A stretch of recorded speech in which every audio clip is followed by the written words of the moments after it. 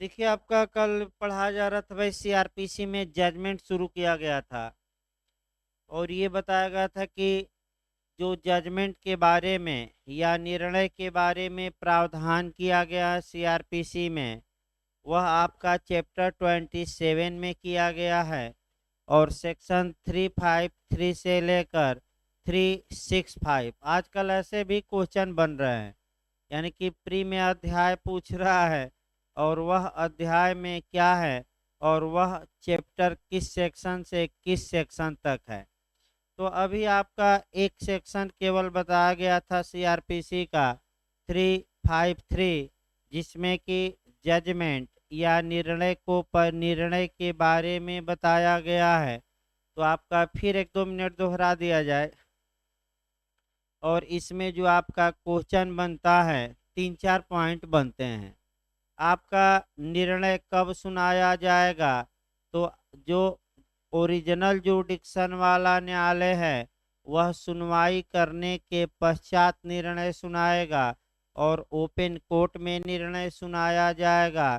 पहला नियम यह है कि जैसे ही हियरिंग पूरी हो तुरंत सुनाया जाए, और तुरंत नहीं सुनाया जाता है तो बाद में किसी समय सुनाया जा सकेगा, जिसकी सूचना आपका मुकदमे के पक्षकारों को, बैठिए, मुकदमे के पक्षकारों को या उनके प्लीडरों को दी जाएगी। ये हम बताए थे। फिर हमने बताया था कि निर्णय कैसे सुनाया जाएगा। इसके लिए 3 प्रावधान हैं। पहला आपका डिलीवर करके, दूसरा पढ़कर पूरा निर्णय, और तीसरा आपका है कि पूरा निर्णय न पढ़ा जाए, केवल प्रवर्तनशील भाग पढ़ दिया जाए और निर्णय की मुख्य मुख्य बातें बता दी जाए। इसके बाद हमने बताया था कि अगर निर्णय आपका मने पढ़कर सुनाया जा रहा है या डिलीवर किया जा रहा है, तो तुरंत निर्णय की कॉपी दी जाएगी निःशुल्क में।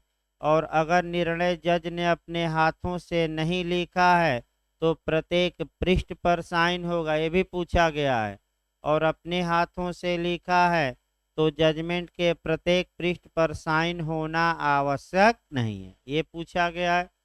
अगला क्वेश्चन आपका यहाँ से पूछा गया है कि अगर पक्षकार निर्णय सुनाते समय न्यायालय में हाजिर नहीं है तो उसका क्या प्रभाव होगा। तो ये अनियमितता या त्रुटि तो होगी, लेकिन ये त्रुटि क्षम्य है, यानी कि ये अनियमितता कार्यवाही को दूषित नहीं करेगी, यानी कि ये त्रुटि क्षम्य है कि अक्षम्य, बताया गया था कल, क्षम्य। इसके बाद जो अच्छा क्वेश्चन यहाँ बनता है 353 में, आपका वो भी याद रखना है। सामान्य नियम ये है कि जब निर्णय सुनाया जाएगा तो अभियुक्त उस समय न्यायालय में हाजिर हो। लेकिन अब यही आपका बंद कर दीजिए। अच्छा, आवाज़ सुनाई पर, ठीक है, थोड़ा कम पर ही चलाइए, रहने दीजिए, एक पर ही चलाइए, सही रहेगा, क्योंकि अब थोड़ा मौसम ठंडा है ना, तो आवाज़ कर रहा है पंखा भी। एक पर छोड़ दीजिए, उधर ही रखे रहिए, रोक दीजिए इधर वाले से, हाँ।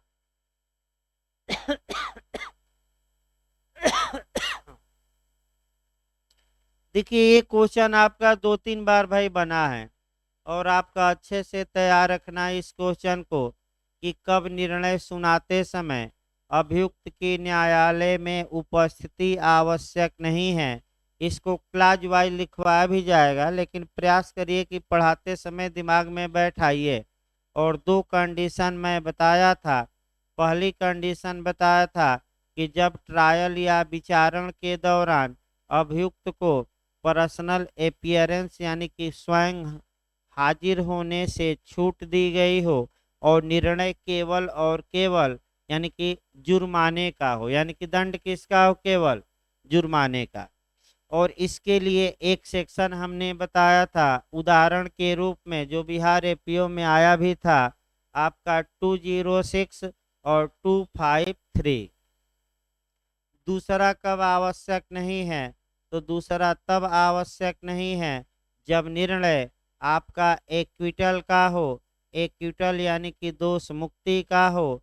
दोष मुक्ति का मतलब कि न्यायालय में यह बात साबित नहीं हो पाई कि अभियुक्त ने अपराध किया, तो अभियुक्त को माने बरी किया जाएगा, दोष मुक्त किया जाएगा, और उस समय आपका अभियुक्त का न्यायालय में हाजिर होना आवश्यक नहीं है।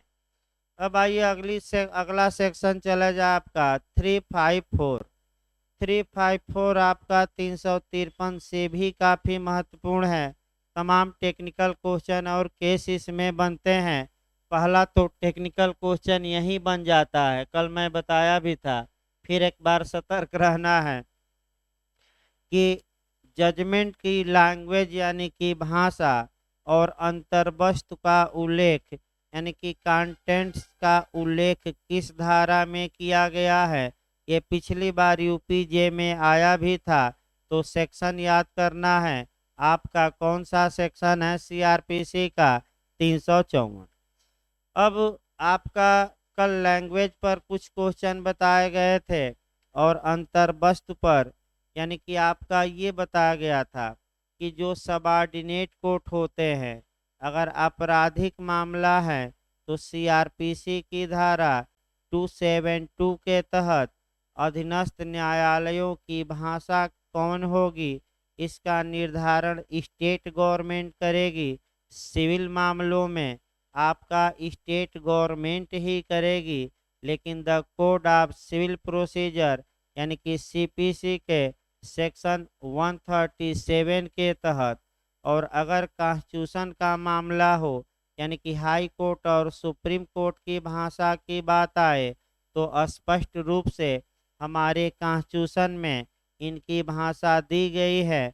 और आर्टिकल याद रखिएगा, कौन सा आर्टिकल बताया गया था 348, यानी कि एक भाषा के लिए आपका एक सीआरपीसी की धारा, फिर हम दोहरा दे रहे हैं 272, फिर सिविल मामलों में भाषा तो सीपीसी की धारा 137, फिर हाई कोर्ट और सुप्रीम कोर्ट की भाषा तो कौन सा आर्टिकल है संविधान का 348।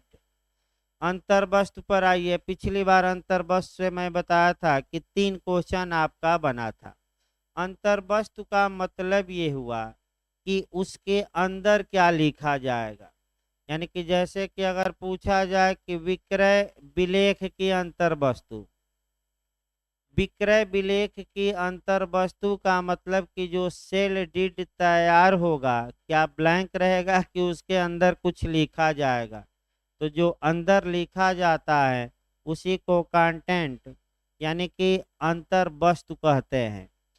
अब कौन कौन सी अंतर्वस्तु में क्या क्या लिखा जाएगा, तो आपका इसके लिए सीआरपीसी की धारा पहला हम बताए थे 211, यानी कि आरोप की अंतर्वस्तु, यानी कि जब इल्जाम या आरोप न्यायालय द्वारा लगाया जाएगा अभियुक्त पर, तो आरोप के अंदर क्या लिखा जाएगा, इसका स्पष्ट उल्लेख सीआरपीसी की किस धारा में 211 में, और ये क्वेश्चन पिछली बार आ चुका है। इसके बाद आपका निर्णय की अंतर्वस्तु कहाँ दी गई है सीआरपीसी में, तो निर्णय के अंतर्वस्तु हम शुरू ही करेंगे सेक्शन कौन सा 354।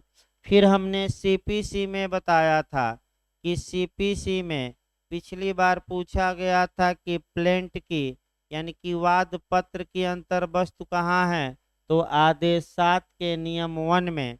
निर्णय की अंतर्वस्तु कहाँ है, कल बताया गया था आदेश 20 के नियम 4 में, और डिक्री की अंतर्वस्तु आदेश 20 के नियम 6 में यानी कि 6 में। ये पांचों याद करके जाइएगा, बार बार ये रिपीट करता है क्वेश्चन। अब आइए क्रिमिनल मामलों में निर्णय की अंतर्वस्तु क्या होगी, इसको हम सिविल से भी जोड़कर पढ़ाएंगे, आपका सिविल से भी जोड़ा जाएगा, आपका जहां भी उचित रहेगा वहां फिर बता दिया जाए, आपका सिविल मामलों से भी जोड़ते रहेंगे सीपीसी से।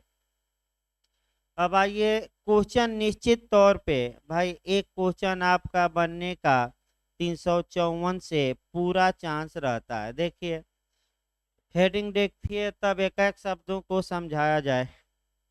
निर्णय की भाषा और अंतर वस्तु। देखिए क्या कहा गया है पहले क्लास में, इस संहिता द्वारा, इस संहिता मतलब सीआरपीसी ना है तो भाई आईपीसी नहीं। इस संहिता मतलब कौन सी संहिता पढ़ी जा रही है, कौन सा कोर्ट चल रहा है, सीआरपीसी यानी कि दंड प्रक्रिया संहिता या फौजदारी प्रक्रिया संहिता। इस संहिता द्वारा अभिव्यक्त रूप से अन्यथा उपबंधित के सिवाय, अभिव्यक्त मतलब कि एक्सप्रेस रूप से, अन्यथा उपबंधित के सिवाय का मतलब ये हुआ, इसका मतलब ये हुआ कि अगर सीआरपीसी की किसी धारा में कोई विपरीत बात निर्णय के बारे में लिखी गई है तो वह लागू होगी, और कहीं भी कोई निर्णय के बारे में इसके अतिरिक्त माने इसके अलावा कहीं विपरीत बात नहीं लिखी गई है तो 354 का क्लाज 1 प्रत्येक निर्णय में अप्लाई करेगा। अगला देखिए आपका धारा 353 में निर्दिष्ट प्रत्येक निर्णय, यानी कि जब सेक्शन 353 में जो जजमेंट दिया जाएगा, यानी कि इवरी जजमेंट क्या होगा, क्लाज ए देखिए, न्यायालय की भाषा में लिखा जाएगा। अब फिर आपका आ गया कि जो जजमेंट होता है वह न्यायालय की भाषा में लिखा जाएगा। तो न्यायालय की भाषा कौन होगी, तो आपराधिक मामलों में हाई कोर्ट सुप्रीम कोर्ट की भाषा के लिए हमारा संविधान प्रावधान करता है, उसको हटा दीजिए। लेकिन जो सबऑर्डिनेट कोर्ट है यानी कि सत्र न्यायालय और उसके नीचे के न्यायालय, उनकी भाषा क्या होगी, उनकी भाषा का निर्धारण सीआरपीसी की धारा 272 के तहत स्टेट गवर्नमेंट करती है, और जो स्टेट गवर्नमेंट ने भाषा का निर्धारण कर दिया उसी भाषा में फैसला सुनाया जाएगा। तो किस में फैसला सुनाया जाएगा, आम भाषा की, न्यायालय की भाषा, न्यायालय की। और कौन सा धारा तुरंत जोड़ लेंगे, 272, 10 बार अब तक बताया जा चुका है। अब नहीं पप्पू पास होगा तो कब होगा, क्या 20 बार बताया जाए। अगला देखिए, अब अवधारण के लिए प्रश्न होंगे यानी कि फैक्ट इन इसी होंगे, उस प्रश्न पर विनिश्चय होगा और विनिश्चय का कारण लिखा जाएगा। आइए, यानी कि जब क्रिमिनल न्यायालय निर्णय देगा तो निर्णय की अंतर्वस्तु क्या होगी, तो निर्णय के एक तो निर्णय न्यायालय की भाषा में हो गया, और निर्णय के अंदर क्या क्या लिखा जाएगा, तो निर्णय के अंदर अवधारण प्रश्न, अवधारित प्रश्न यानी कि फैक्ट इन इशू कहिए या विवादक तथ्य कहिए। यानी कि पहला हो गया कि निर्णय के अंदर तो पहला क्या लिखा जाएगा, विवादक तथ्य। फिर उस विवादक तथ्य पर विनिश्चय क्या आया, यानी कि न्यायालय ने उस विवादक तथ्य पर क्या निष्कर्ष निकाला, और जब निष्कर्ष निकाला तो क्यों निष्कर्ष निकाला, यानी कि उसका क्या बताइए, रीजन। यानी कि भाई नेचुरल जस्टिस भी है, रीजन डिसीजन, यानी कि जब भी आप कोई निर्णय दीजिए तो उसके पीछे क्या लिखिए, कारण लिखिए। कारणों पर अभी हम आते हैं, आपका डिटेल में चलेगा। इसको आपका सीपीसी में जोड़ना है, सीआरपीसी में भी, और नेचुरल जस्टिस से भी जोड़ना है, 3 जगह से। लेकिन पहले ये देखिए, आपका क्लाज 354 के क्लाज 1 का उप क्लाज बी बताता है कि निर्णय में 3 बातें रहेंगी। कौन कौन बताइए, तो पहले अवधारण के लिए प्रश्न यानी कि फैक्ट इन इशू यानी कि विवादक तथ्य। तो विवादक तथ्य होता क्या है, पहले ये समझिए। फैक्ट इन इशू जो होता है आपका, इसकी परिभाषा स्पष्ट रूप से सीआरपीसी में न देकर एविडेंस एक्ट में दी गई है, और एविडेंस एक्ट की धारा 3 में फैक्ट इन इशू या विवादक तथ्य को परिभाषित किया गया है। एकदम आसान भाषा में विवादक तथ्य ये हैं कि कोई तथ्य हो और उस तथ्य को लेकर एक पक्षकार डिमांड करे और दूसरा डिनाई करता है। यानी कि एक पक्षकार डिमांड या असेट करता है, यानी कि मांग करता है, और दूसरा इनकार करता है। जो लीगल भाषा में है, एक पक्षकार प्राख्यान करता है माने मांग, और दूसरा पक्षकार प्रत्याख्यान करता है यानी कि इनकार। तो मांग और इनकार का परिणाम क्या होगा? Fact in issue. और क्रिमिनल मामलों में जो इल्जाम न्यायालय लगाता है या जो अभियुक्त पर चार्ज लगाता है न्यायालय, वहीं आपका शुद्ध रूप से विवादक तथ्य होता है। तो एक कम से कम इल्जाम लगा दिया जाए।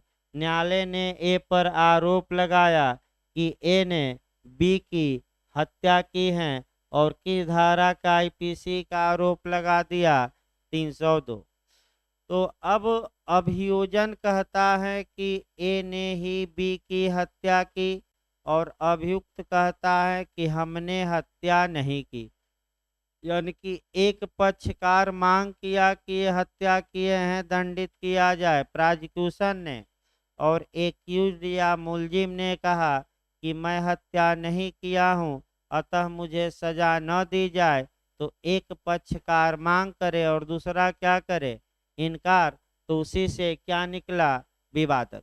अब कितने मांग और इनकार हुए हैं वो विवादक तथ्य हो गए। विवादक तथ्य किसी मामले के आधारशिला या क्रोध होते हैं।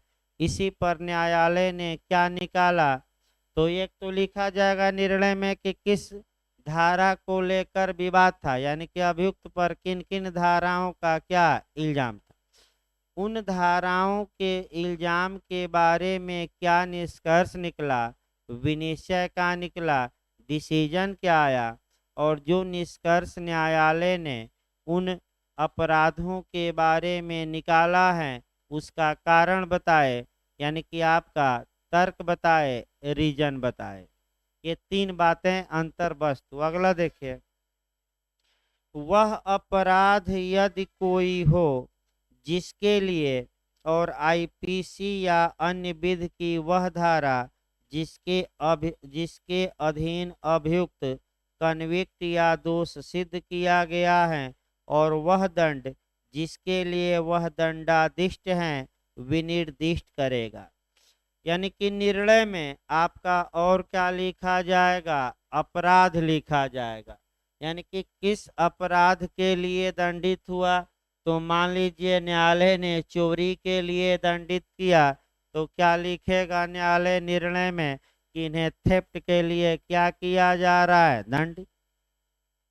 इसके बाद आपका किस कानून के तहत, तो ये किस कानून के तहत जाएगा?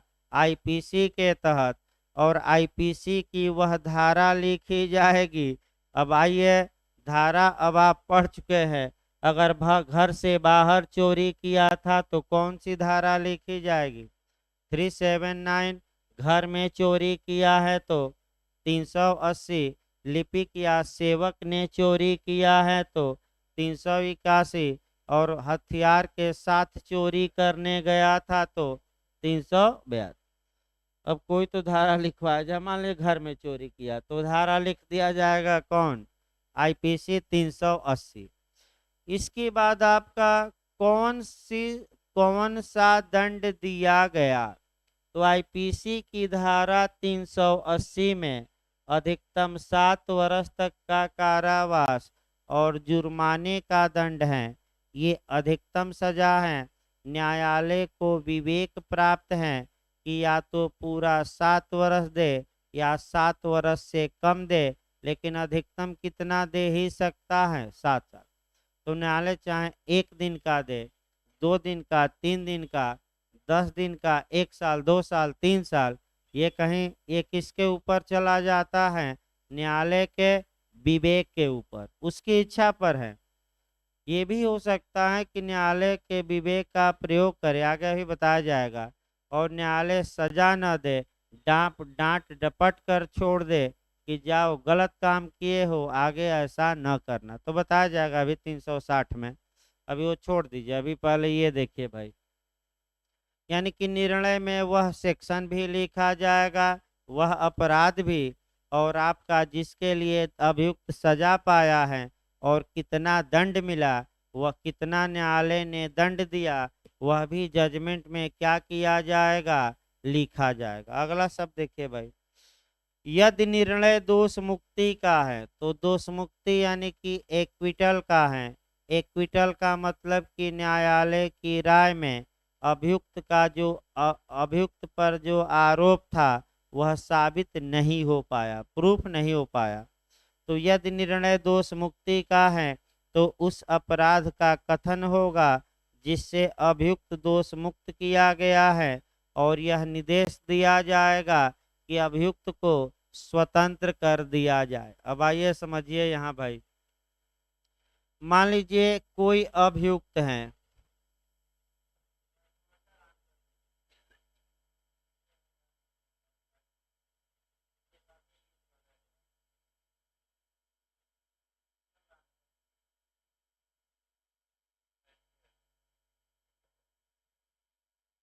हाँ नहीं तो पता लगा भाई कहीं लाइट गई तो पूरा अंधेरा हो जाएगा। वो दिन में डिस्चार्ज हो गया था ना इन्वर्टर, इसलिए बंद किया गया कि चार्ज हो जाए कम से कम। सुबह एक क्लास रोकना पड़ा था लाइट के कारण। फिर एक बार देखिए अच्छे से भाई इसको, मान लीजिए कि कोई अभियुक्त है और निर्णय सुनाते समय आया है, और निर्णय आपका एक्विटल का है, यानी कि दोष मुक्ति का है, यानी कि इसका मतलब ये हुआ बरी करने का है। इसका मतलब ये हुआ कि अभियुक्त के खिलाफ चोरी का जो इल्जाम लगा था वह न्यायालय की राय में युक्त युक्त संदेह से परे साबित नहीं हो पाया। तो न्यायालय फैसला सुनाएगा दोष मुक्ति का, सेक्शन लिखेगा किस सेक्शन का आरोप था और इसमें इन्हें क्या किया जाता है, दोष मुक्त। और जब दोष मुक्त किया जाता है तो उसके बाद अब जेल भेजा जाएगा कि फ्री कर दिया जाएगा। भाई जब दोष मुक्त हो गया तो जेल कहाँ से, अगर जेल में है तो जेलर को आदेशित किया जाएगा कि अभियुक्त को अब क्या करिए, स्वतंत्र। और कोर्ट में अगर आया है तो वहीं से फूल माला पहन कर अब कहाँ जाएगा, घर जाएगा। लेकिन दोष सिद्धि कहा गया तो वहीं फूल माला रौंद दिया जाएगा और कहाँ जाएगा, जेल। घर का मुंह नहीं देखना है, खड़े खड़े कहाँ भेजा जाता है, जेल। बताया जाएगा आगे, अभी थोड़ा धैर्य रखिए भाई। अब आइए आपका दूसरा क्लास देखा जाए भाई। देखिए अभी टेक्निकल क्वेश्चन आए नहीं, अभी इसमें तमाम टेक्निकल क्वेश्चन और केस हैं। एक एक शब्दों पर ध्यान दीजिए। जब दोष सिद्धि आईपीसी के अधीन है और यह संदेह है कि अपराध उस संहिता की दो धाराओं में से इसके अधीन या एक ही धारा के दो भागों में से इसके अधीन आता है, तो न्यायालय इस बात को क्लियर कट रूप से एक्सप्रेस करेगा और अनुकल्पतः या अल्टरनेटिव आपका जजमेंट देगा। यहाँ आपका क्वेश्चन ये बन सकता है कि अल्टरनेटिव जजमेंट क्या है। अनुकल्पतः आपका कह सकते हैं कि निर्णय क्या होता है। ये क्वेश्चन आपका पूछा जाता है प्लीडिंग में। क्या अनुकल्पतः आप प्लीडिंग कर सकते हैं कि नहीं, कि इस आधार पर हमें हक दिया जाए, इस आधार पर नहीं तो इस आधार पर, इस आधार पर नहीं तो इस आधार पर। देखिए आपका पहले सिविल मामला है, मान लीजिए ए एक व्यक्ति है और इसका पुत्र भी है, और ए के मरने के बाद इसका पुत्र संपत्ति में हक मांग रहा है। तो पहला ये कह सकता है कि ये हमारे पिताजी थे, इस आधार पर हम इनके क्या हुए, उत्तराधिकारी। तो पहला किस आधार पर मांगा, उत्तर। क्या और आधार विकल्प के रूप में उठा सकता है कि नहीं उठा सकता है। दूसरा कह सकता है कि जब पिताजी जिंदा थे तो विल या वसीयत लिखे थे, और ये लीजिए वसीयत, और वसीयत हमारे नाम की है, अतः इस आधार पर भी मैं पिताजी की संपत्ति का क्या हुआ, हकदार। तो आप लोग बताइए, एक आधार उठाए कि दो? और इसी को अनुकल्पतः कहते हैं। या तो हम उत्तराधिकारी हैं उस आधार पर दीजिए, या हम वसीयत पाए हैं इस आधार पर दीजिए, और भी कह सकता है, बस उदाहरण बताया गया, ये प्लीड कर सकता है। उसी प्रकार थोड़ा ध्यान समझिए। अब देखिए, आपका कभी काल ये होता है कि मान लीजिए ये चोरी का अपराध है और ये आपका आपराधिक दुर्विनियोग, थोड़ा समझने का प्रयास करिए। देखिए, ये तो साबित हो गया कि अभियुक्त ने ऑफेंस किया है, लेकिन आपका थेफ्ट यानी कि चोरी और आपराधिक दुर्विनियोग में कौन सा अपराध किया, ये क्लियर नहीं है। क्योंकि आपका यानी कि ये हो गया कि इसका संपत्ति जब हटाया तो बेईमानी का आशय था, लेकिन तत्काल इरादा बेईमानी का था कि बाद में था, ये क्लियर नहीं हो पा रहा है। लेकिन बेईमानी का इरादा था। अगर संपत्ति हटाते समय रहेगा तो कौन सा अपराध बताया गया था, चोरी। और पश्चातवर्ती बेईमानी का इरादा में कौन बताया गया था, अपराधी। सब कुछ हो गया लेकिन यही बच गया। तो अब न्यायालय अनुकल्पतः या अल्टरनेटिव निर्णय देगा और लिखेगा या तो चोरी या क्या, आपराधिक दुर्व्यवहार। तो अल्टरनेटिव फैसला दिया जा सकता है कि नहीं, दिया जा सकता है। अगला देखिए, खंड 3, जब दोष सिद्धि मृत्यु अथवा अनुकल्पतः आजीवन कारावास से या कई वर्षों की अवधि के कारावास से दंडनीय, तीसरा खंड चल रहा है, किसी अपराध के लिए है, तब निर्णय में दिए गए दंडादेश के कारणों और मृत्यु के दंडादेश की दशा में स्पेशल कारण लिखा जाएगा। यानी कि यहाँ आइए, अगर निर्णय मृत्युदंड का है या आजीवन कारावास का है या कारावास का है, तो ऐसी दशा में अगर कारावास का दंड दिया जाए या आजीवन कारावास का दिया जाए तो दंड देने का क्या लिखना पड़ेगा, रीजन। लेकिन क्या दिया जाए, अगर मृत्युदंड दिया जाए तो इसके लिए क्या लिखना पड़ेगा, स्पेशल रीजन, यानी कि विशेष कारण। अब फिर एक बार सतर्क होकर, यहाँ से अब क्वेश्चन टेक्निकल शुरू हो गए।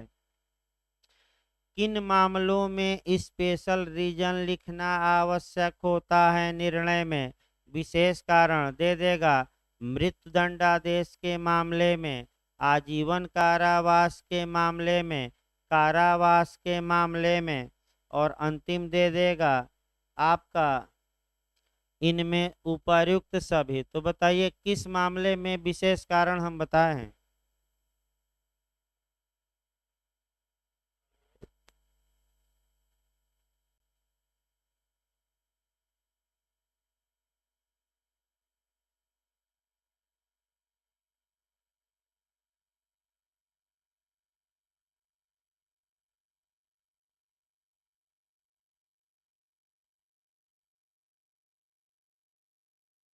देखिए, पहला आपका टेक्निकल क्वेश्चन ये आया कि जब मृत्युदंड दिया जाएगा, तो हम आएंगे मृत्युदंड पर, डिटेल में थोड़ा चलेगा, 20-25 मिनट लगेगा।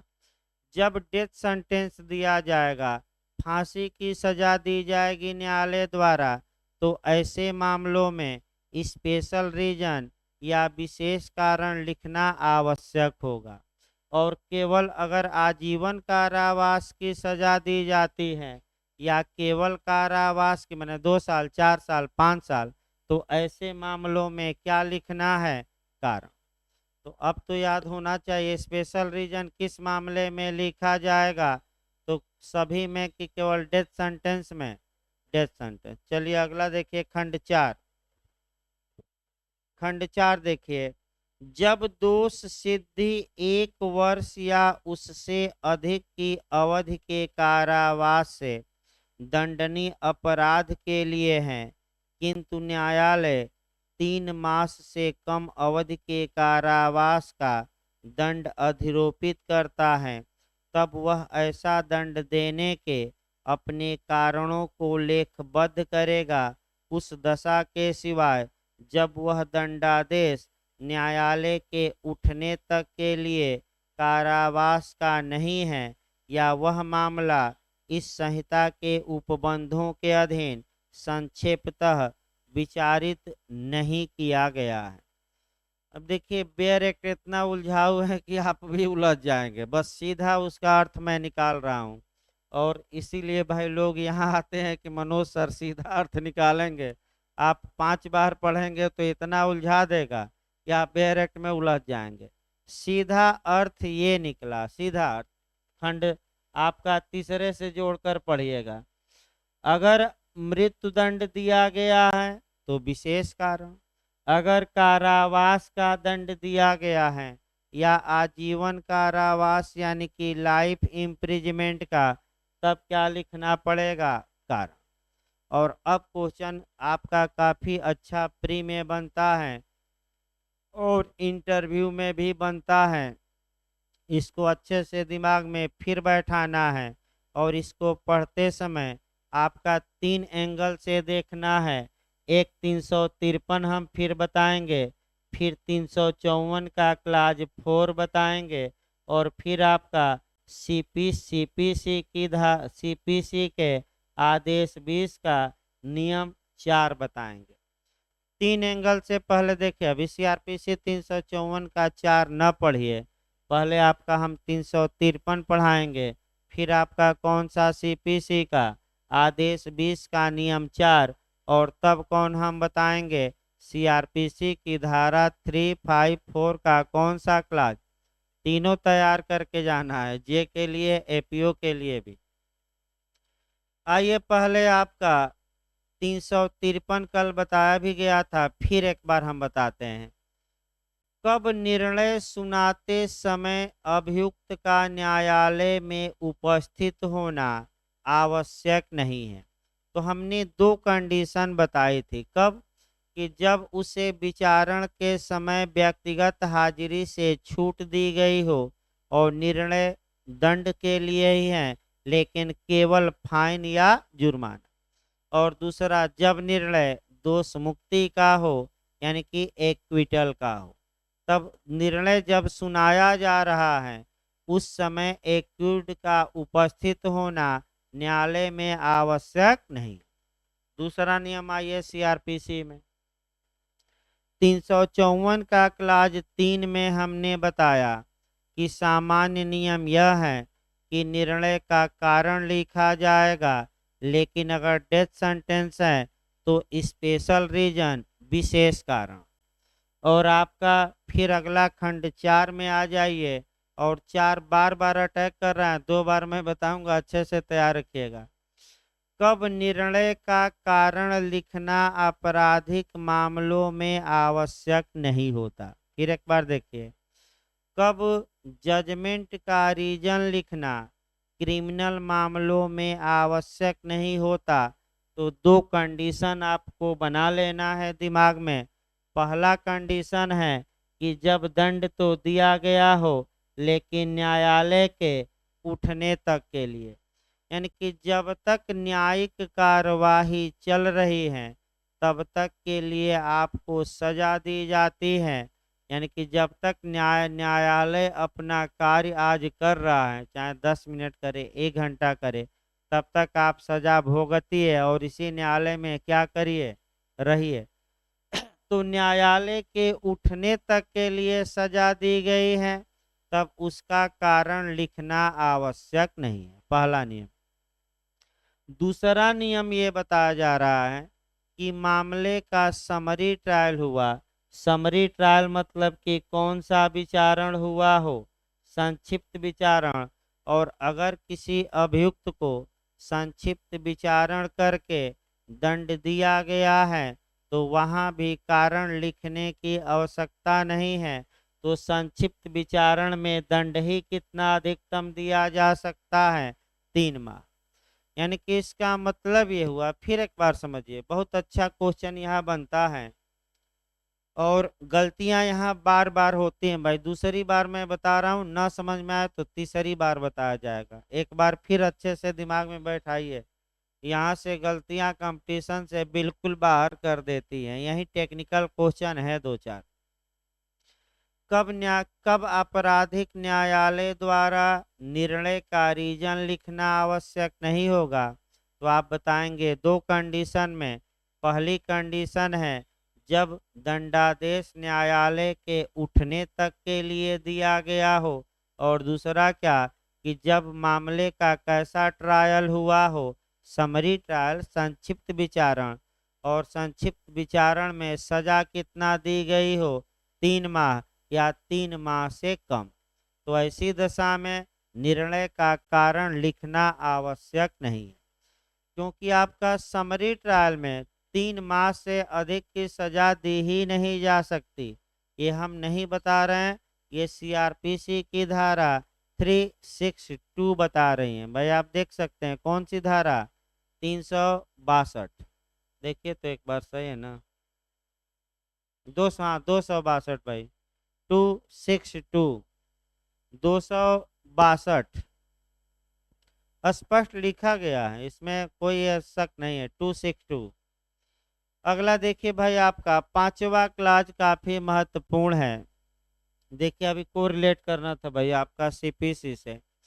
आपका जहां तक सिविल मामलों की बात है, आपका सिविल मामलों में भी ऐसा क्वेश्चन आता है कि सिविल मामलों में भी जब न्यायालय निर्णय दे तो रीजन डिसीजन बताए, यानी कि निर्णय का कारण दे या निर्णय का तर्क दे, निर्णय का आधार बताए। यानी कि इसको हम कहते हैं, जब आपका एडीला इत्यादि पढ़ेंगे, तर्कानुमोद्य निर्णय। यानी कि निर्णय का क्या लिखना, कारण। जब निर्णय का कारण लिखा जाता है तो निर्णय में स्पष्टता आती है, निर्णय में जो संदेह रहता है वह दूर हो जाता है। इसलिए अब प्राकृतिक न्याय का सिद्धांत है कि जब भी फैसला दिया जाए क्या लिखा जाए, कारण। अब एक दूसरा देखिए एडीला का उदाहरण। मान लीजिए आपने डीएम के यहाँ बंदूक के लाइसेंस के लिए एप्लीकेशन दिया और डीएम ने आपका लाइसेंस आपको देने से इनकार कर दिया, तो ऐसी दशा में अब कारण बताए नहीं। भाई कारण बता देते तो क्लियर हो जाता कि हमें क्यों नहीं लाइसेंस मिलेगा। क्या मैं बहुत बड़ा क्रिमिनल हूँ या आपका अपराधी हूँ, क्यों नहीं मिलेगा? तो निर्णय का आदेश का कारण डीएम को बताना चाहिए। नहीं बताते हैं तो लोग फिर जाते हैं लोग हाई कोर्ट, हाई कोर्ट से डायरेक्शन करवाते हैं। तो हाई कोर्ट आप जा सकते हैं कि ये तो नेचुरल जस्टिस का क्या हुआ, उल्लंघन, और आदेश दिया डीएम ने कि हम लाइसेंस नहीं देंगे, लेकिन कारण नहीं बताया। तो कारण बताने से आदेश में या निर्णय में अस्पष्टता आती है। लेकिन फिर बैक होइए, सिविल मामलों में आदेश सीपीसी के आदेश 20 का नियम 4 देखना है, जहां की स्पष्ट रूप से इस बात का उल्लेख किया गया है कि अगर स्मॉल काजेज कोर्ट द्वारा, लघुवाद न्यायालय द्वारा, यानी कि खफीफा न्यायालय द्वारा निर्णय दिया जाता है तो रीजन लिखने की आवश्यकता नहीं है। तो नया क्वेश्चन आपका बन सकता है कि सिविल मामलों में कौन न्यायालय ऐसा है जिसको निर्णय का कारण देना आवश्यक नहीं है? तो कौन न्यायालय मारेंगे? लघुवाद न्यायालय, इंग्लिश में स्मॉल काजेज कोर्ट, और उर्दू में खफीफा न्यायालय, छोटा न्यायालय होता है। अगला देखिए भाई आपका खंड 5। देखिए खंड 5 ही काफी महत्वपूर्ण है। आपका मृत्यु दंड दिलवाया जाए, और जब भी खंड 5 आपका पढ़िएगा थोड़ा व्यापक वे में पढ़िएगा। यहाँ आपका केस भी एक याद करना पड़ेगा, देखिए पहले बेयर एक्ट एक बार पढ़ दिया जाए तब कोरिलेशन यहाँ किया जाए। जब किसी व्यक्ति को मृत्यु का दंडादेश दिया जाता है, यानी कि सेंटेंस ऑफ डेथ या डेथ सेंटेंस, मृत्यु दंडादेश, यानी कि आपका याद रखिएगा भाई 354 का कौन सा क्लाज हम चल रहे हैं, 5। जब किसी जब किसी व्यक्ति को मृत्यु दंड दिया जा रहा है, तो हम मृत्यु दंड के बारे में हल्का सा डिटेल में यहाँ करेंगे।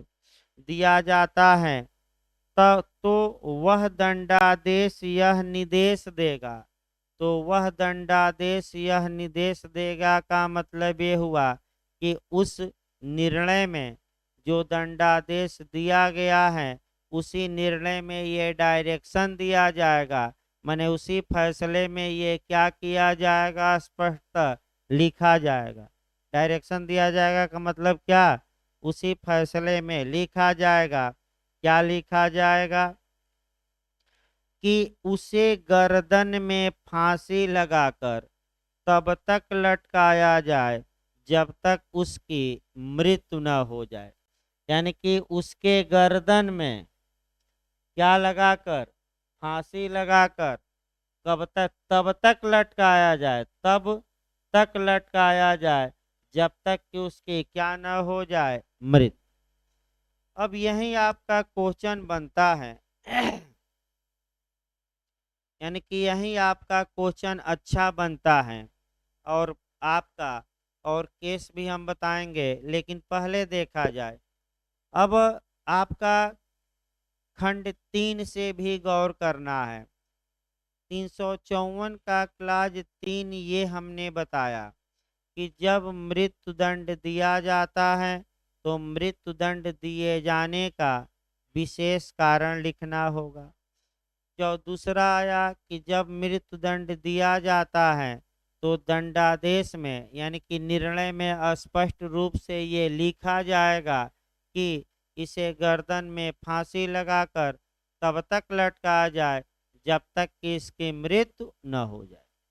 अब यही आपका, अब देखिए जब भी 354 का क्लास 4 पढ़िएगा आप, 413 भी आपको पढ़ना पड़ेगा, 414 धारा पढ़नी पड़ेगी, फिर आपका सीआरपीसी के सेकंड शेड्यूल यानी कि द्वितीय अनुसूची का प्रारूप संख्या 42 भी पढ़ना पड़ेगा। कम से कम इतना याद रखिएगा। और ये जो तरीका है कि गर्दन में फांसी लगाकर मृत्युदंड का निष्पादन किया जाए, क्या ये तरीका सही है कि गलत है, यानी कि संवैधानिक है कि संवैधानिक नहीं है।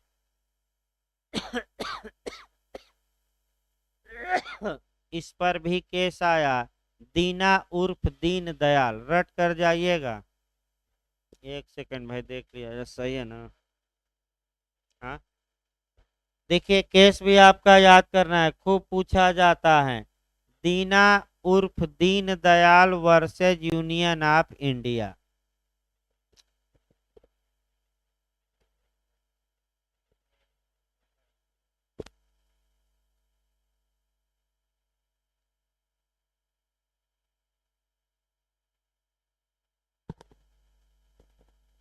आ जाएगा भाई, घबराइए ना। यह है कि भाई चाहे तो पढ़ाते समय आप लिख सकते हैं।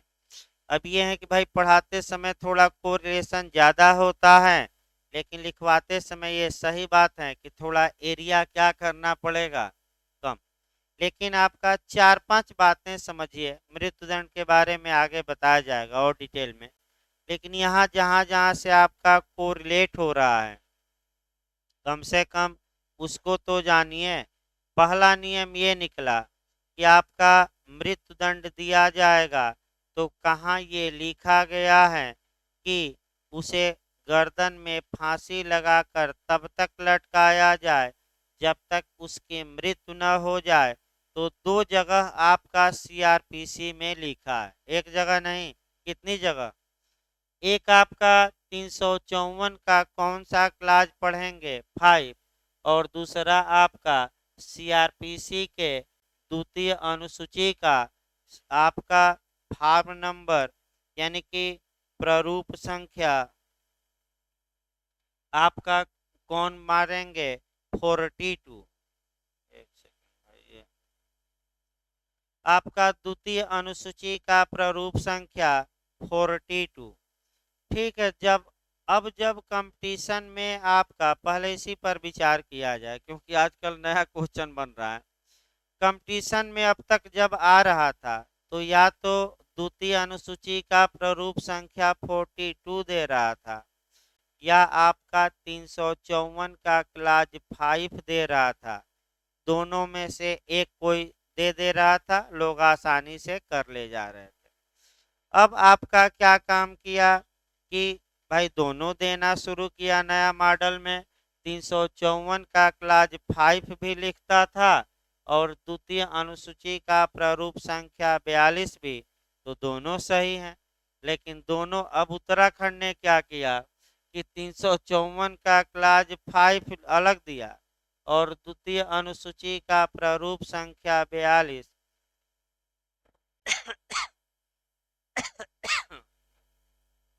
अलग से दिया। अब दोनों में से एक चुनना है। अब हमेशा याद रखिए, अब यही आपका कुछ कंसेप्चुअल या जो इंटरप्रिटेशन के नियम है, कानूनों के व्याख्या के नियम काम करते हैं। अगर दोनों दे तो उपयुक्त दोनों मार कर आइए, और दोनों में से अगर एक को चुनना है तो हमेशा याद रखिए सेक्शन की बातें आपका शेड्यूल पर प्रिवेल करेगी। हमेशा याद रखिए, यानी कि अगर वही बात आपका धारा में दी गई है, वही बात अनुसूची में दी गई है, तो अगर आपका वरीयता देना हो तो किसको देंगे, सेक्शन को देंगे। ये इंटरप्रिटेशन का नियम है। अब 3-4 यहीं से नियम निकाल लेना है। मान लीजिए कि संविधान के किसी अनुच्छेद में कोई बात स्पष्ट लिखी गई है और उसके विपरीत बात, जो 12 अनुसूचियां हैं उसमें थोड़ा उसके विपरीत बात लिखी गई है। तो आप लोग बताइए, जो अनुच्छेद की बात होगी वह लागू होगी कि अनुसूची वाली। तो हमेशा जो अनुच्छेद या धारा होती है वह अनुसूची पर क्या करती है, प्रिवेल करती है। यहाँ भी वही नियम लागू होगा। फिर संविधान हमने बताया, फिर सीपीसी अब को रिलेट करिए। सीपीसी में 158 सेक्शन है और 51 आपके आदेश हैं और आदेश में नियम है।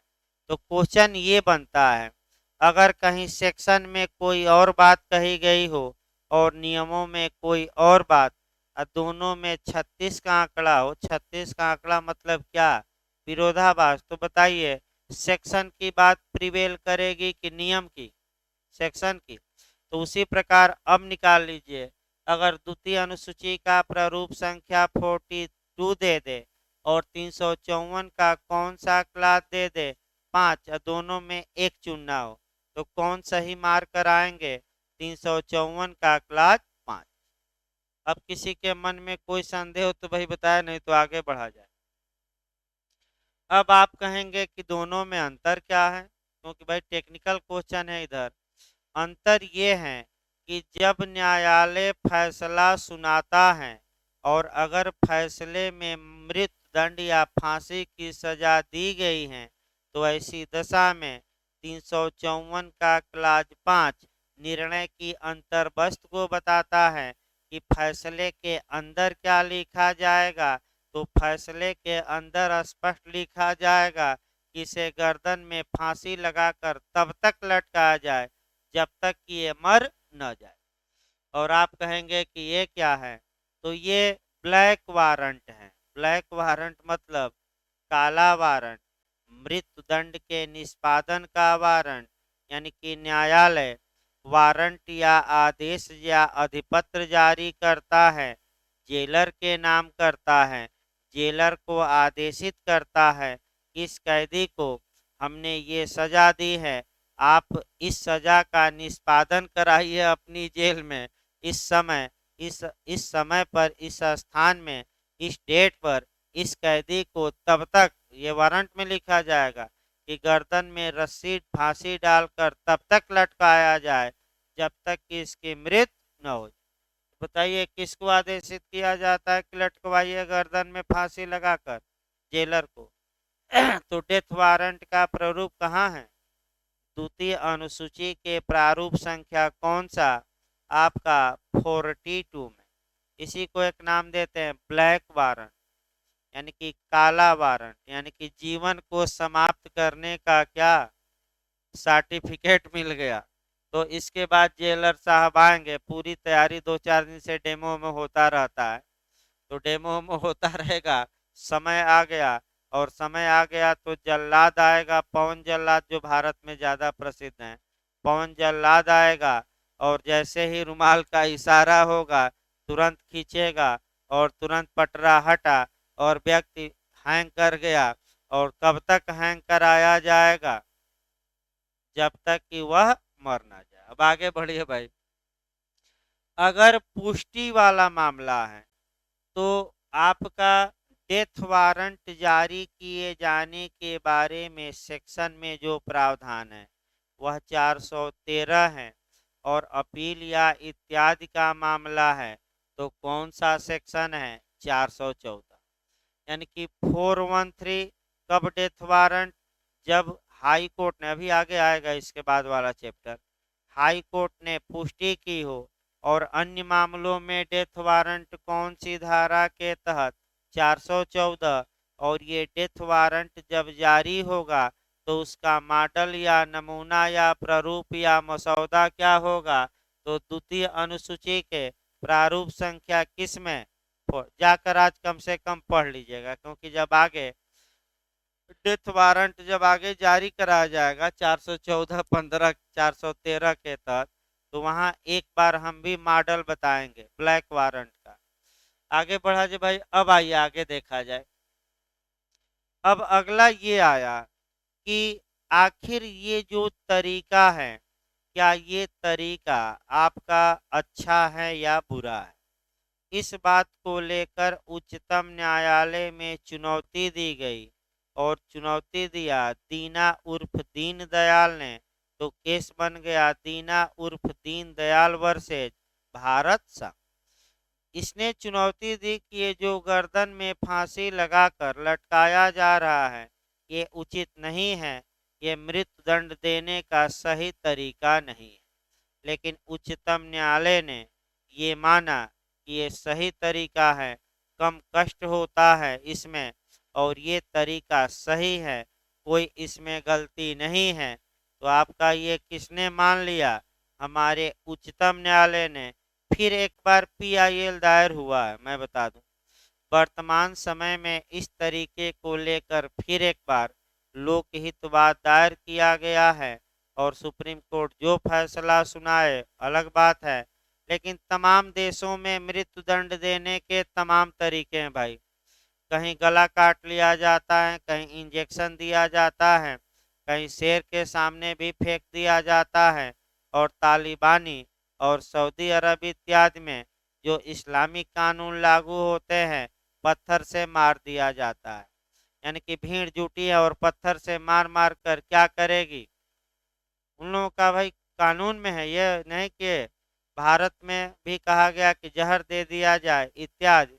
तो तमाम देशों में तमाम यातनाएं दी जाती हैं, आपका जहर भी दिया जाता है, इंजेक्शन दे दिया गया। लेकिन हमारे उच्चतम न्यायालय ने ये माना कि सबसे अच्छा तरीका कौन है? आपका गर्दन में फांसी लगाकर कब तक लटकाया जाए? जब तक कि उसकी मृत्यु न हो जाए। अब दो क्वेश्चन और। जो न्यायाधीश मृत्यु दंड दिया है क्या वो सजा का हकदार होगा? नहीं। आईपीसी की किस धारा के तहत न्याय कार्य को बचाव दिया गया है? और जल्लाद जो लटका दिया आईपीसी के, ये तो रट्टा होना चाहिए, भले नए लोग ना जाने, पुराने लोग तो रट्टा रहे। न्यायिक कार्य की धारा में 77, और कार्यपालकीय कार्य 78, जल्लाद की धारा में बचेगा 78। चलिए ठीक है भाई, आईपीसी है भाई 78। अगला देखिए आगे बताया जाएगा, मृत्युदंड अभी फिर आएगा, फिर बताया जाएगा आईपीसी में, अभी छोड़ दीजिए। क्योंकि बहुत लंबा चला जाएगा, पता लगा कि 1 घंटा इसी पर पंचौरा होता रहा। इससे अच्छा है कि कंपटीशन है भाई, टेक्निकल इधर 2-3 धाराएं हैं, इसको देखिए। अगला देखिए भाई, आपका क्लास 6 छोड़ सकते हैं, कोई इसमें आपका पूछा नहीं जाता।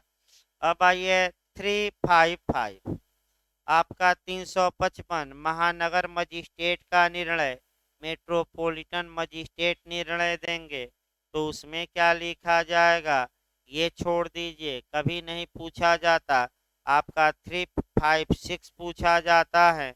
यहाँ केवल प्री के लिए एक क्वेश्चन बनता है कि पूर्वतन सिद्ध दोष अपराधी को अपने पते की सूचना देने का आदेश, तो बस एक लाइन बनता है कि कितने दिनों के लिए कहा जाएगा कि पूर्वतन सिद्ध दोष अपराधी कहाँ रह रहा है, अपने पते की सूचना दे। तो प्री के लिए केवल एक लाइन याद करके जाना है, कितने वर्ष के लिए, 1 साल, 2 साल, 3 साल, 5 साल, यही देगा। तो कितने, कम से कम, इसका मतलब कि ए एक बार सजा पाया है, पूर्वतन दोष सिद्ध। और अब कुछ मामलों में, हमेशा नहीं, उतना नहीं पढ़ना है, कुछ मामलों में जब ये सजा भुगत लेता है तो न्यायालय आदेश देता है कि भाई तुम 5 साल तक सजा भुगतने के बाद जहां भी रहो, जिस एरिया में रहो, अपना पता क्या करो, बताओ कि तुम कहाँ रह रहे हो। तो कितने साल तक के लिए न्यायालय अधिकतम कह सकता है कि पते के बारे में सूचना देते रहो, 5 साल, बस एक लाइन। और इसमें ज्यादा न पढ़िएगा, मैं फिर कह रहा हूँ, ये नहीं कि इसमें। अब आ जाइए 357, यहाँ से फिर आपका क्वेश्चन बनना शुरू हो जाता है। 357 से लगातार क्वेश्चन बन रहा है आपका। उत्तराखंड में भी अभी जे में बना था भाई, आपका उत्तराखंड में भी बना था। आपका लगातार क्वेश्चन बनता है, अच्छे से इसको समझिए और एक एक छोटी छोटी बातें भी जानिए। देखिए आपका पहले तो हेडिंग डाल, देखिए, प्रतिकर देने का आदेश, आर्डर टू पे कंपसेशन। तो पहले दो बातें जानिए, एक होता है जुर्माना, जुर्माना मतलब फाइन, ये दंड का रूप है। और दूसरा होता है प्रतिकर या कंपसेशन, ये दंड का रूप नहीं है बल्कि क्षतिपूर्ति का रूप है, यानी कि जितना नुकसान हुआ है वो क्या किया जाए, भरपाई। तो अगर क्वेश्चन बने कि कौन दंड का रूप है, क्षतिपूर्ति, प्रतिकर, जुर्माना, उपर्युक्त सभी, तो उपर्युक्त सभी ना मार के आ जाएगा, कौन है, फाइन। जो फाइन है, फिर एक बार समझिए, वह दंड का एक रूप है। और जब आप सेक्शन आईपीसी 53 पढ़ेंगे तो एक दंड जुर्माना भी या फाइन भी दिया गया है। जो फाइन वसूल होता है अभियुक्त से, वह पीड़ित या विक्टिम या आहत को नहीं मिलता बल्कि वह राजकोष में जमा होता है। यानी कि जो जुर्माना अभियुक्त पर लगाया जाता है वह सरकारी खजाने में जमा होता है। देखिए एक उदाहरण, जबकि प्रतिकर सरकारी खजाने में नहीं, विक्टिम या आहत या पीड़ित, यानी कि जिसके प्रति अपराध किया गया है, उसको दिया जाता है। अब एक नियम देखिए भाई आपका, मान लीजिए कि ए एक व्यक्ति है, बी की हत्या किया है और 302 का मुकदमा ए पर चला। न्यायालय ने ए को आजीवन कारावास की सजा सुनाई और लिखा है कि ए पर क्या लगाया जाएगा, जुर्माना। तो मान लीजिए ए को लाइफ इम्प्रिजमेंट की सजा दी गई और जुर्माना लगा दिया गया 10 लाख रुपया। अब ए से जो ये जुर्माना 10 लाख रुपया वसूला जाएगा, अब बी के घर वालों को नहीं दिया जाता, किस कहाँ जाएगा वो, राजकोष, यानी कि सरकारी खजाने में। अब समस्या ये आई कि भाई पीड़ित को तो जुर्माने में से कुछ मिल ही नहीं रहा है और सरकार पूरा जुर्माना ले रही है, जबकि वास्तव में जो आवश्यकता है वह किसको है? आहत को, पीड़ित को, विक्टिम को। अतः कानून में अब बदलाव लाया गया है। एसिड अटैक और तमाम मामलों में स्पष्ट रूप से अब लिखा गया है कि जो जुर्माना लगेगा, अब पूरा जुर्माना पीड़िता के इलाज में इत्यादि में खर्च किया जाएगा। यानी कि अब कानून कुछ न कुछ क्या हुआ है? बदला है। फिर एक बार समझिए, अभी सेक्शन की भाई भूमिका चल रहे हैं, सेक्शन शुरू नहीं हुआ, क्योंकि बहुत अच्छा ये सेक्शन है और इसको कहाँ कहाँ से कोरिलेट हमें करना है। तो पहला हम कोरिलेट ये कर रहे हैं कि जो जुर्माना वसूला जाता है वह इसके परिवार यानी कि आहत या पीड़ित के परिवार को नहीं दिया जाता, बल्कि ये तो सरकारी खजाने में जाता है। और बी मरा है तो बी के पुत्र, पुत्री, पत्नी इत्यादि उनको भी तो कुछ मिल जाए तो अच्छा रहेगा। तो जो इस समय की सरकारें हैं इसको ब्लड मनी कहा जाता है। यानी कि ब्लड मनी मतलब खून का पैसा। जैसे कि आपका इस्लामिक कानून में है, सऊदी अरब इत्यादि में, अगर ए ने बी की हत्या की और ए को सजा मिल गई तो बी के घर वाले अगर ए को माफ कर दें और क्या ले लें? पैसा, तो आपका सरकार ए को छोड़ सकती है। लेकिन भारत में ऐसा नहीं है। भारत में ब्लड मनी का प्रावधान नहीं है, लेकिन सरकारें ये देखने में आ रहा है वर्तमान में कि जब भी कोई कांड होता है तुरंत 40 लाख, 30 लाख, 50 लाख सरकार 2 दिन में ही जाकर दे रही हैं, ताकि मामला क्या हो जाए? शांत। चाहे लखीमपुर खीरी का मामला, सभी किसानों को 40-40, 50-50 लाख रुपया दे दिए गए, थोड़ा मामला दब गया। फिर आपका गोरखपुर का मामला, पूरा योगी जी ने प्रयास किया कि मामला दबा दिया जाए और जाकर और आपका जो पत्नी थी उसकी कही कि जब तक मुख्यमंत्री नहीं आएंगे लाश नहीं जलेगी और लाश उठेगी नहीं। तो मुख्यमंत्री को जाना पड़ा, जाकर 40 लाख देना पड़ा। अब यह है कि प्रयास ये सरकार करते हैं कि मामला दबा दिया जाए, लेकिन अगर पीड़िता सक्रिय है तो पैसा पर मामला दबेगा नहीं। भारत में ये सऊदी अरब नहीं है कि ब्लड मनी ले लिया जाए। 40 लाख पाई भी, मुकदमा भी की और सभी पुलिस वाले अब जेल के अंदर हैं।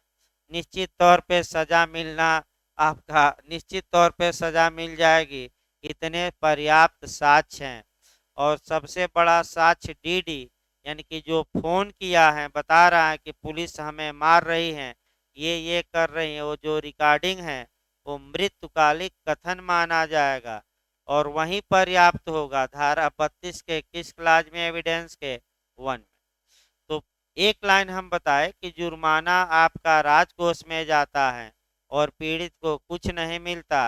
अतः कानून ये है कि पीड़ित को भी मिले। तो कुछ मामलों में स्पष्ट लिखा गया है, लेकिन सामान्य नियम अभी भी यही है कि जुर्माना कहाँ जाता है? राजकोष में। तो आइए देखा जाए, पीड़ित को कुछ मुआवजा दिलवाने के लिए एक सेक्शन बना है और वह सेक्शन कौन है? 357।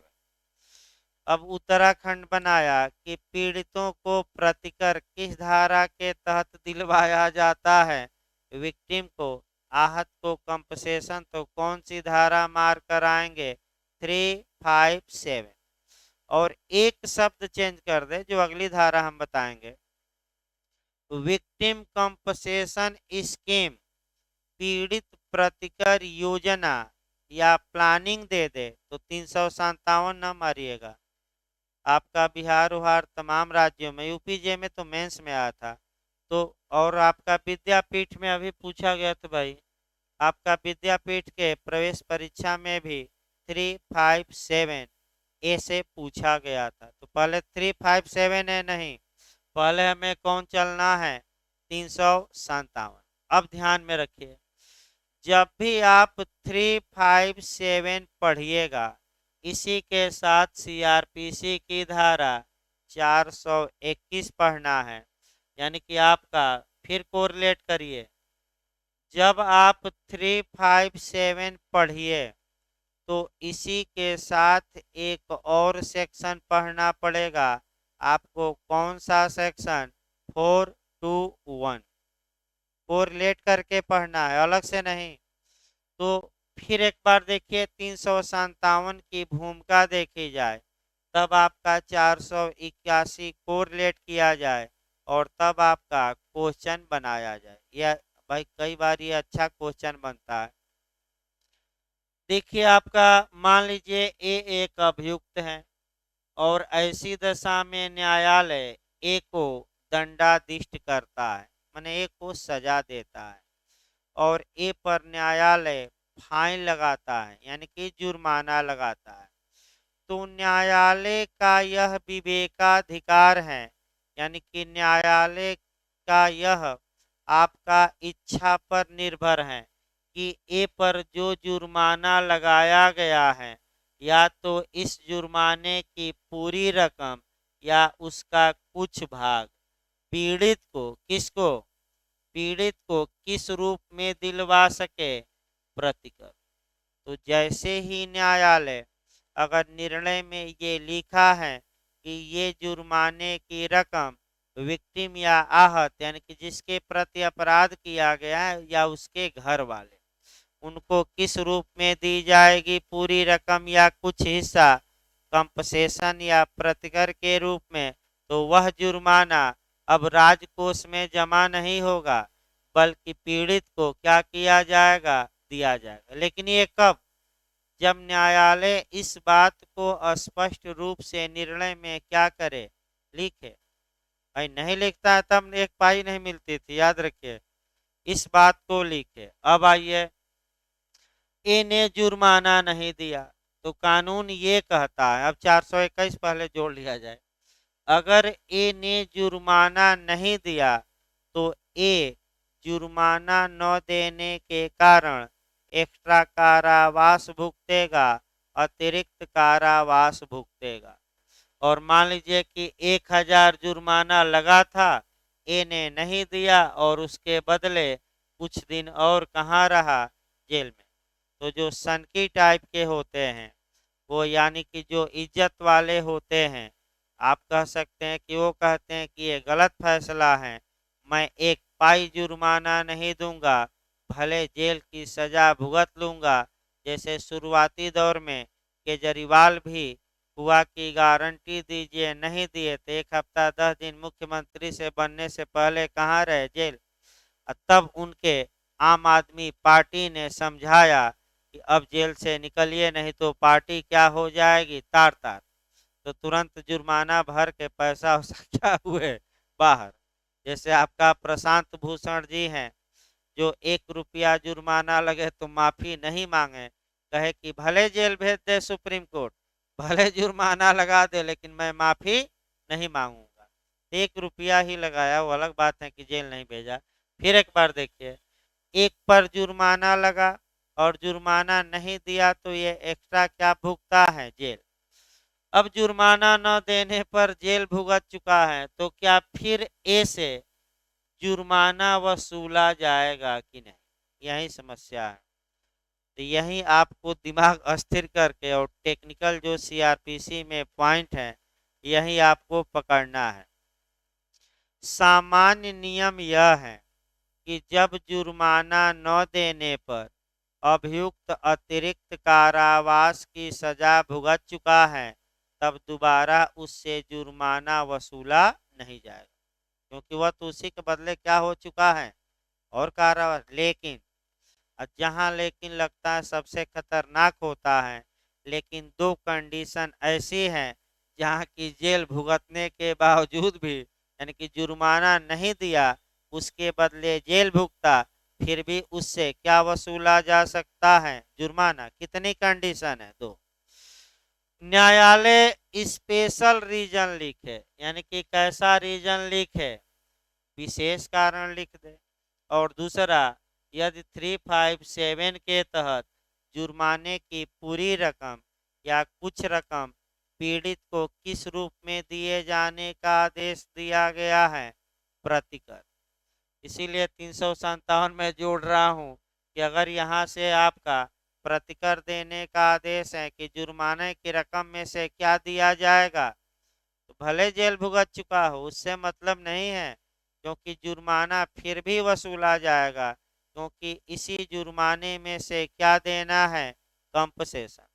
अब एक बस 357 कल बताया जाएगा, क्योंकि भाई बैरक पढ़ना पड़ेगा अभी तो। भूमिका दिमाग में बैठाइए कि ये हैं और लगातार क्वेश्चन बन रहा है, लेकिन एक विशेष कारण बता दिया जाए। मजिस्ट्रेट विशेष कारण लिखकर जुर्माना फिर भी वसूल सकता है, तो आप भी दिमाग लगाइए कि स्पेशल रीजन क्या हो सकता है। ये हो सकता है कि जब इसे कारावास की सजा दी गई तो अपना धन छुपा लिया था, और इसीलिए छुपा लिया था कि भले 2-4 माह जेल में रह जाएंगे लेकिन पैसा नहीं निकालेंगे, यानी कि जान जाए तो जाए लेकिन आपका क्या न जाए, पैसा न जाए। और अब तो ये धनी हो गया, ऐसो आराम की जिंदगी बिता रहा है, तो वसूलिए, फिर से वसूलिए, क्या करना है। दूसरा देखिए, संपत्ति को ही छुपा दिया था और हुआ कि हम जेल भुगत लेंगे लेकिन न्यायालय को एक पैसा देंगे नहीं, और जब जेल भुगत लिया तो ये तो भाई संपत्ति इसकी उजागर हो गई। तो जब उजागर हो गई तो क्या करे दे। उस समय गरीब था, जेल से निकला तो क्या हो गया, धनी हो गया। तो ये स्पेशल रीजन है जहाँ की न्यायालय चाहे तो क्या कर सकता है, जेल भुगतने के बावजूद भी जुर्माना क्या कर सकता है।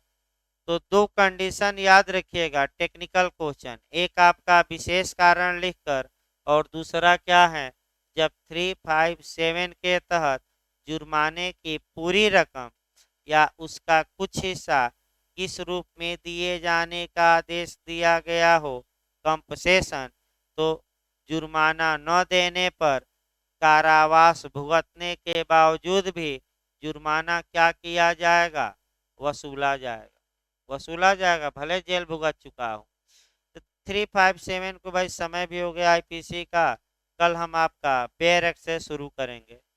357 ए भी महत्वपूर्ण है, बी भी, सी भी, इधर महत्वपूर्ण धाराएं भाई, छोड़ा नहीं जा सकता, लगातार कंपटीशन में इधर बन रहा है क्वेश्चन।